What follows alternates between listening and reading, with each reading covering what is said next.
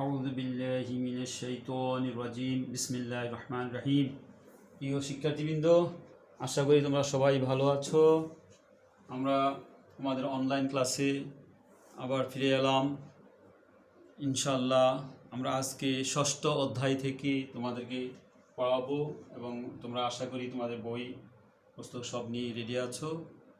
তো বন্ধুরা, আমরা পড়াচ্ছিলাম ষষ্ঠ অধ্যায় পলিমার।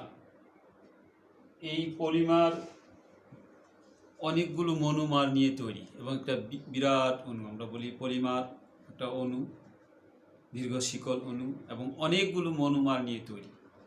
এই পলিমারের মধ্যে আমরা যে জিনিসটা নিয়ে আজকে কথা বলবো তা হলো প্রাকৃতিক আঁশ এবং কৃত্রিম আঁশ। প্রাকৃতিক আঁশের মধ্যে বন্ধুরা দেখো, রেশম যেটাকে বলি আমরা সিল্ক, পশম, রেশম যেটা আমরা বলি উল, নাইলন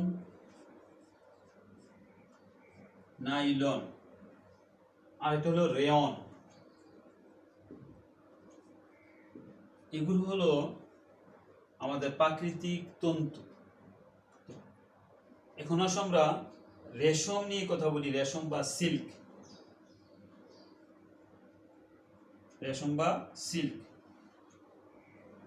তোমরা জানো আগেকার দিনের রাজা বাদশারা এই রেশম বা সিল্ক দিয়ে পোশাক তৈরি করত এবং এই পোশাকটা দামি পোশাক, অনেক দামি পোশাক, রেশম বা সিল্ক দিয়ে।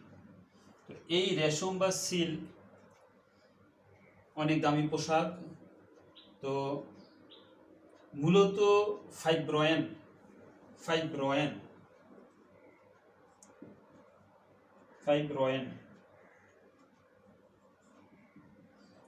এই যে ফাইব্রোয়েন নামের এক ধরনের প্রোটিন জাতীয় পদার্থ দিয়ে রেশম তৈরি হয়। ফাইব্রোয়েন নামের এক ধরনের প্রোটিন তন্তু দিয়ে এই রেশম তৈরি হয়। ফাইব্রোয়েন নামের এক ধরনের প্রোটিন জাতীয় পদার্থ দিয়ে এই রেশমটা তৈরি হয়। প্রাকৃতিক প্রাণীজ তন্তুর মধ্যে রেশম সবচেয়ে শক্ত এবং দীর্ঘ। এটা প্রাকৃতিক তন্তু। রেশম পোকা নাম কি শুনেছো তোমরা কখনো? রেশম পোকার চাষ করা হয় বন্ধুরা। এই রেশম পোকার গুটি থেকে এই রেশম তৈরি হয়। প্রাকৃতিক প্রাণীজ তন্তুর মধ্যে সবচেয়ে শক্ত এবং দীর্ঘ হলো এই রেশম। আর রেশম আমরা বললাম কোথা থেকে পাওয়া যায়, তোমার রেশম পোকা থেকে। আর এটা ফাইব্রোয়েন, এটা কি বলো? ফাইব্রোয়েন নামের এক ধরনের প্রোটিন দিয়ে এটা তৈরি। বিভিন্ন গুণাগুণের জন্য রেশম তন্তুর রানী বলা হয়। তন্তুর রানী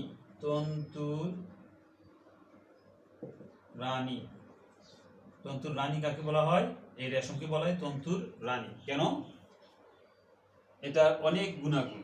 তন্তুর রানী হালকা কিন্তু অনেক বেশি উষ্ণ এবং খুবই অল্প জায়গায় রেশমি বা সিল্কের কাপড় রাখা যায়। কম জায়গা লাগে, সামান্য জায়গায় অনেক বড় কাপড়টা রাখা যায় এবং অনেক পাতলা পোশাকটা চকচকে সুন্দর। এই জন্য এটাকে বলে তন্তুর রানী। তাহলে এটা প্রাকৃতিক তন্তু। রেশম হলো একটা প্রাকৃতিক তন্তু এবং শক্ত তন্তু, লম্বা তন্তু। এবার আসি আমরা পশম বা উল। এটা আমাদের রেশম গেল, আমরা এখন পশমের কথা বলি। শোনো বন্ধুরা, পশম তোমরা জানো শীতকালে আমরা পশমি পোশাক পরি, মানে কি খুব গরম রাখার জন্য আমরা যে পোশাকটা পরি সেটা হলো পশম। তাহলে আসলে কি ওই পোশাকটাই কি গরম? আসলে কিন্তু তা না, কারণ ওই পোশাকটা যে উল দিয়ে তৈরি করা হয় তার ভিতর প্রচুর বাতাস আটকে থাকে, ফলে ওই বাতাস তো তাপ কুপরিবাহী, শরীরের যে গরমটা সেটা বাইরে যেতে পারে না, আর পরিবেশের যে ঠান্ডাটা সেটা ওইটা ভেদ করে ভিতরে আসতে পারে না, ফলে মানুষ কী করে? গরম বোধ করে, আরাম বোধ করে। এটা হলো কি তোমার পশম। এই পশম হলো উল। তাপ কুপরিবাহী বলে পশমি পোশাক শীত বস্ত্র হিসাবে বহুল ব্যবহৃত হচ্ছে। আর নমনীয়তা, স্থিতিস্থাপকতা, কুঞ্চন, প্রতিরোধ ক্ষমতা, রং ধারণ ক্ষমতা, এগুলো হচ্ছে উল বা পশমের উল্লেখযোগ্য বৈশিষ্ট্য। তাহলে পশমের উল্লেখযোগ্য বৈশিষ্ট্য কি কি?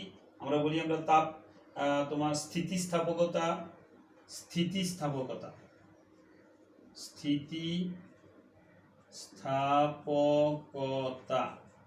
তাহলে স্থিতিস্থাপকতা, আর কি আছে তোমার? কুঞ্চন প্রতিরোধ ক্ষমতা, রং ধারণ ক্ষমতা। এগুলো হলো পশমের উল্লেখযোগ্য বৈশিষ্ট্য। তোমরা এই বৈশিষ্ট্যগুলো খুব ভালো করে পড়বে। এই তন্তুর মাঝে ফাঁকা জায়গা থাকে যেখানে বাতাস আটকে থাকে। আমরা আগে বললাম কথাটা, বাতাস তাপ কি পরিবাহী? অপরিবাহী পদার্থ। বাতাসটা হলো তাপ অপরিবাহী পদার্থ, যার কারণে তোমার এই পশমের ভিতর দিয়ে কি হচ্ছে না, তোমার দেহের যে তাপটা বাইরে বেরিয়ে যাচ্ছে না, আর পরিবেশের তাপ দেহের ভিতরে ঢুকতে পারছে না, বিধায় এটা পরলে গরম অনুভব হয় এবং আমরা খুব আরাম বোধ করি শীতকালে।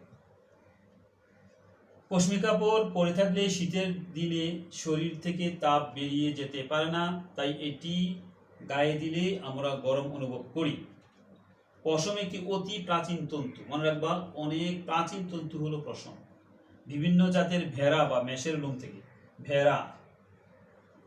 ভেড়া অথবা মেষ, এই মেষের লোম থেকে তোমার এই পশমি কাপড় তৈরি করা হয়। তারপর দেখো, 40 জাতের মেষ থেকে 200 ধরনের পশম তৈরি করা হয়। জীবন্ত মেষ থেকে লোম সরিয়ে যে পশম তৈরি হয় তাকে বলে ফ্লিস উল। এটা একটা খুবই ইম্পর্টেন্ট তথ্য, ফ্লিস উল, FLEECE, ফ্লিস উল। এই ফ্লিস উল কাকে বলে বন্ধুরা? জীবন্ত মেষ থেকে উল সরিয়ে সেটা থেকে সুতা তৈরি হবে এবং সেখান থেকে কাপড় তৈরি হবে, এই জন্য এটাকে বলে ফ্লিস উল। আর যেটা তোমার মৃত বা জবাই করা মেষ থেকে পশম তৈরি করা হয় তাকে বলে পুল উল। যেটা মৃত, এটা হলো জীবন্ত, এটা হলো কি বলে? জীবন্ত মেষ, মেষ থেকে আমরা পাচ্ছি, জীবন্ত মেষ থেকে আমরা এটা পাচ্ছি।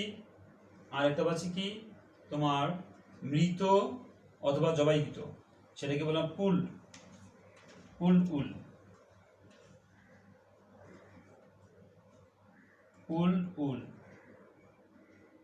এই পুল উলটা হলো মৃত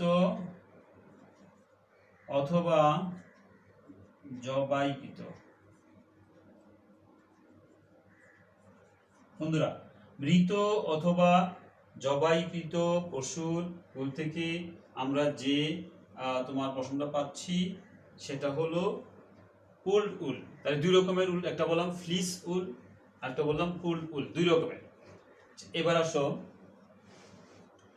তোমাদের মানুষের চুল ও নখে যে প্রোটিন থাকে অর্থাৎ কেরাটিন, সেটি দিয়ে পশম তন্তু গঠিত। পশমের মধ্যে আলপাকা, মেহেরা, কাশ্মীর, ভিকুনা ইত্যাদি উল্লেখযোগ্য। তাহলে আমরা কতগুলো নাম শিখলাম। এবার আমরা রেয়ন, তাহলে আমাদের এটা চলে গেল, পশমটা চলে গেল, পশম দিয়ে আমরা যেগুলো পাচ্ছি এগুলো চলে। এখন আমরা আসি রেয়ন, তার আগে আছে আমাদের নাইলন। নাইলন দিয়ে আমরা একটু কথা, নাইলন দেখো, নন কৃত্রিম নন সেলুলোজিক তন্তুর মাঝে। এবার আর আমরা কৃত্রিম পশমে যাচ্ছি না, আমরা এখন আসতেছি তোমার যেটা প্রাকৃতিক তন্তু, সেগুলো তো আমরা বললাম কি কি। একটা হলো পশম, রেশম, উল, এগুলো। এখন আমরা আসবো কৃত্রিমভাবে যেই তন্তুগুলো তৈরি করা হয় তার মধ্যে নাইলন একটা অত্যন্ত গুরুত্বপূর্ণ। কৃত্রিম নন সেলুলোজিক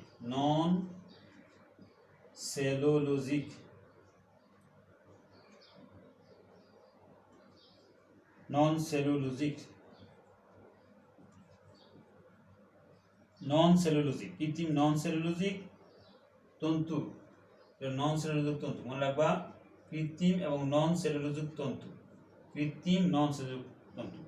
এটার মধ্যে নাইলন হলো সবচেয়ে প্রথম। নাইলনের রশি, নাইলনের তোমার দড়ি, এগুলোর নাম আমরা অনেক আগে থেকে জানতাম।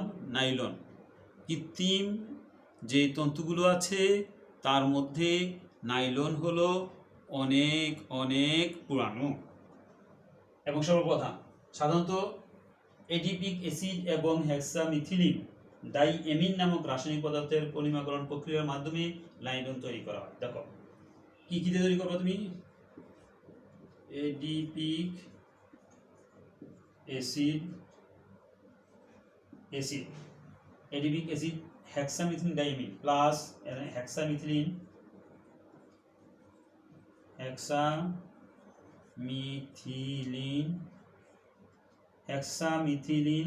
ডাইএমিন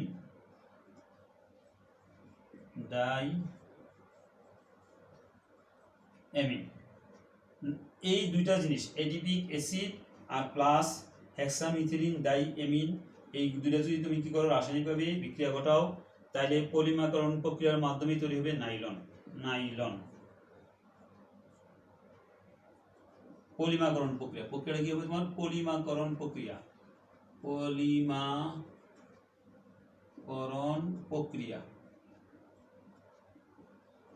এই পলিমারকরণ প্রক্রিয়ার মাধ্যমে তোমার hexamethylene adipic acid plus hexamethylene diamine এই দুইটা রাসায়নিক পদার্থের মাধ্যমে যখন তুমি পলিমারকরণ প্রক্রিয়ায় একটা নতুন ধরনের তন্তু তৈরি হবে, যে তন্তুটার নাম হলো নাইলন। এবং এটা হলো একটা কি নন সেলুলোজিক তন্তু এবং এটা হলো কৃত্রিম তন্তু। মনে রাখবো বন্ধুরা, এটা কৃত্রিম তন্তু, কৃত্রিম। তাহলে আমরা দুই রকমের তন্তু তো আমরা আগে জানলাম, একটা হলো তোমার প্রাকৃতিক, আল্লাহ প্রদত্ত, আল্লাহ পৃথিবীতে দিয়ে দিয়েছেন প্রাকৃতিক তন্তু, সেখান থেকে আমরা এগুলোকে সংগ্রহ করি। আর দ্বিতীয়টা হলো মানুষ শিল্প কারখানায় তৈরি করে, এই শিল্প কারখানায় যেগুলো তৈরি করে সেগুলো হলো তোমার কৃত্রিম। আর এই কৃত্রিমের মধ্যে আবার দুই ধরনের, একটা সেলুলোজিক আর একটা নন সেলুলোজিক। নাইলন যেটা সেটা হলো নন সেলুলোজিক তন্তু। আর কি দিয়ে তৈরি হবে? এডিপিক অ্যাসিড এবং হেক্সামিথিলিন ডাইএমিন। আর প্রক্রিয়াটার নাম হলো পলিমারকরণ প্রক্রিয়া, কারণ আমাদের এই অধ্যায়টার নামই তো হলো পলিমার। কি দিয়ে তৈরি হয়? মনোমার দিয়ে। তাহলে বোঝা গেল যে এখানে এডিপিক অ্যাসিড এবং হেক্সামিথিলিন ডাইএমিন যে মনোমার, এগুলো থেকে আমাদের তৈরি হচ্ছে কি নাইলন। এবার আসি, দেখো নাইলন খুব হালকা কিন্তু শক্ত। আর মনে রাখবো নাইলনকে কত দুই শ্রেণীতে ভাগ করা যায়, নাইলন 66 এবং নাইলন 6। নাইলন খুব হালকা এবং শক্ত, ভিজলে এবং স্থিতিস্থাপকতা দ্বিগুণ হয়। এটি আগুনে পড়ে না, তবে গলে গিয়ে বোরাক্স বেডের মতো স্বচ্ছ বিড গঠন করে। কার্পেট, দড়ি, টায়ার, প্যারাসুটের কাপড় ইত্যাদি তৈরি করতে নাইলন ব্যবহৃত হয়। তাহলে আমাদের দেখো কত প্রয়োজনীয় বস্তুগুলো আমরা এই নাইলন থেকে পাই। কি কি? কার্পেট, কি পাচ্ছি আমরা? দেখো কার্পেট পাচ্ছি। তারপর আর কি পাচ্ছি? দেখো দড়ি তৈরি হচ্ছে, বিশেষ করে এই যে যারা তোমার নৌকা, জাহাজ, ট্রলার এগুলো তোমরা দেখেছো, এগুলো মোটা মোটা অনেক শক্ত দড়ি প্রয়োজন হয়, সেখানে এই নাইলনের দড়ি ব্যবহার করে। কারণ এগুলো ভিজলে পচে না, পানির মধ্যে থাকলে দীর্ঘদিন পচে না, এই জন্য এটা খুবই প্রয়োজনীয় দড়ি। আর নাইলন দিয়ে তৈরি হচ্ছে টায়ার। তোমরা তো জানো গাড়ির যে টায়ার, সাইকেলের টায়ার, তাহলে প্যারাসুটের কাপড়। আর কি? প্যারাসুটের কাপড়, এই জিনিসগুলো তৈরি হচ্ছে নাইলন দিয়ে। এগুলো কি দিয়ে তৈরি হচ্ছে? তোমার নাইলন। তাহলে আমরা জানলাম নাইলন একটা নন সেলুলোজিক তন্তু। এটা কি দিয়ে তৈরি হয়? এডিপিক অ্যাসিড এবং হেক্সামিথিলিন ডাইএমিন। প্রক্রিয়াটার নাম পলিমারকরণ প্রক্রিয়া। এবং এই পলিমারকরণ প্রক্রিয়ার মাধ্যমে এই কৃত্রিম তন্তুটা তৈরি হচ্ছে। এবং এই তন্তু দিয়ে আমরা কি কাজে লাগাচ্ছি? আমরা কার্পেট তৈরি করে কাজে লাগাচ্ছি, দড়ি, টায়ার, প্যারাসুটের কাপড়, এগুলো আমরা তৈরি করছি। এবার আমরা নাইলনের পর আরেকটা তোমার কৃত্রিম তন্তু নিয়ে আলোচনা করব, তার নাম হলো রেয়ন। বন্ধুরা মনে রাখো তোমরা, রেয়ন। দেখো রেয়ন এইটাও একটা তোমার কৃত্রিম তন্তু। আচ্ছা, এবার আসো কৃত্রিম তন্তুর মধ্যে রেয়ন প্রধান এবং প্রথম তন্তু রেয়ন। কৃত্রিম তন্তুর মধ্যে রেয়ন হলো প্রধান এবং প্রথম তন্তু।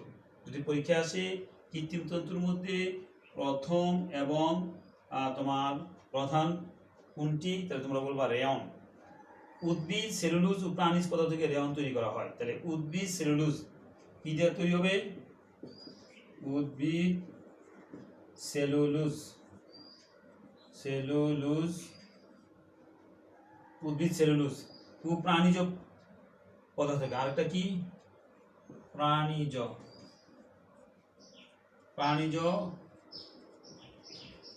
পদার্থ প্রাণীজ পদার্থ থেকে, উদ্ভিদ সেলুলোজ এবং প্রাণীজ পদার্থ থেকে রেয়ন তৈরি করা হয়। রেয়ন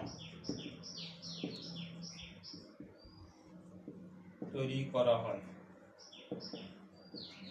এই যে দেখো, উদ্ভিদ সেলুলোজ ও প্রাণীজ পদার্থ থেকে একটি রেয়ন তৈরি করা হয়। 3 প্রকারের প্রধান রেয়ন হলো ভিসকোস। 1 নম্বর দেখো, ভিসকোস রেয়ন। 2 নম্বর হলো কিউপ্রামোনিয়াম,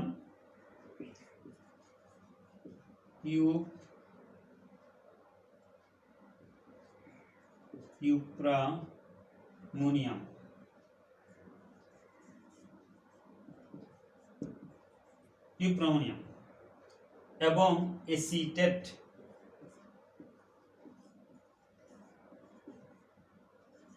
দেখো বন্ধুরা, viscose rayon, cuprammonium rayon, acetate rayon. তাহলে আমরা 3 ধরনের রেয়নের কথা শুনলাম।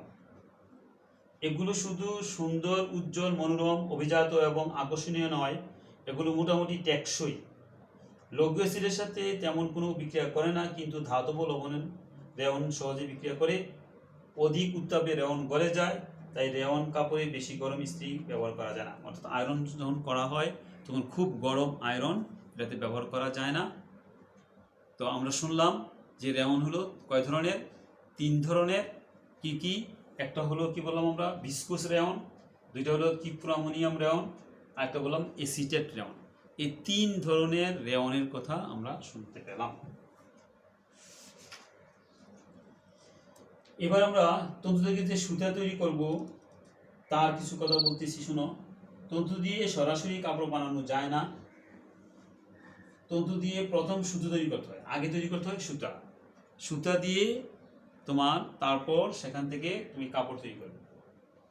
সেই সুতা দিয়ে কাপড় তৈরি। তন্তু থেকে কোনো প্রক্রিয়ায় সুতা তৈরি করে সেটা নির্ভর করে তন্তুর বৈশিষ্ট্যের উপর। এক এক রকমের তন্তুর জন্য এক এক রকম পদ্ধতি ব্যবহার করতে হয়। আমরা এখন একটু আলোচনা করি তন্তু সংগ্রহ করে কিভাবে। তন্তু সংগ্রহ, দেখো এক একটা তন্তু আমরা আগে বললাম এক একভাবে সংগ্রহ করা হয়। তুলা, যেমন তুলা গাছ থেকে কার্পাস ফল সংগ্রহ করে বীজ থেকে তুলা আলাদা করে ফেলা হয়। এই প্রক্রিয়ার নাম জিনিং। তুলা থেকে তন্তু প্রক্রিয়া, এটাকে বলে জিনিং। এগুলো ছোট প্রশ্নের জন্য তোমাদের খুব দরকার। তুলা থেকে যে প্রক্রিয়ায় তন্তুটা আলাদা করা হয় তার নাম হলো জিনিং। জিনিং প্রক্রিয়ায় পাওয়া তন্তুকে বলে কটন লিন্ট। এটাতে পাই আমরা কটন লিন্ট। দেখো কটন, তোমরা কটনের কাপড় খুব পরো এবং খুব তোমাদের আরামদায়ক কটন। তাহলে কটনের তুলা, যেটা থেকে কটনের সুতা পাওয়া যাচ্ছে সেটা হলো তুলা বা কার্পাস। আর যে প্রক্রিয়ায় এটা সংগ্রহ করে এটার নাম হলো জিনিং। আর এই জিনিং থেকে যেই পাওয়া যাচ্ছে যেটাকে বলে কটন লিন্ট। অনেকগুলো কটন লিন্ট একসাথে বেঁধে গার্ড তৈরি করা হয়। এই গার্ড থেকে স্পিনিং মিলে সুতা কাটা হয়। স্পিনিং মিল